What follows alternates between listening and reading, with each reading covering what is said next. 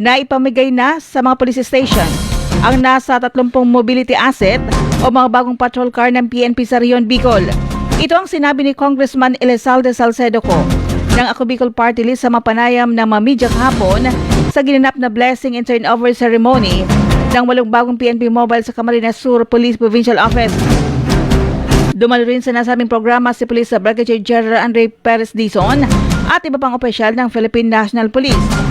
Ay kay Congressman Saldico, patuloy ang gagawing pagtulong ng Ako Bicol Party List sa mga kapulisan, hindi lang sa Bicol Region kundi sa buong bansa. Una nang namigay ng mobility asset ang AKB sa Masbate PPO at Albay PPO. Ang mga patrol car ay malaking tulong sa PNP upang mabilis ang kanilang mga operasyon sa kanilang area of responsibility. Samantala, nagpasalamat naman si Police Colonel Virgilio Olalia Jr., ang Provincial Director ng Camarines Sur Police Provincial Office, sa malaking tulong na ito ng Ako Bicol Party List. Laking pasasalamat din ng mga Chief of Police ng mga Municipal Police Station na dumalo at personal na tinanggap ang mga bagong PNP Mobile.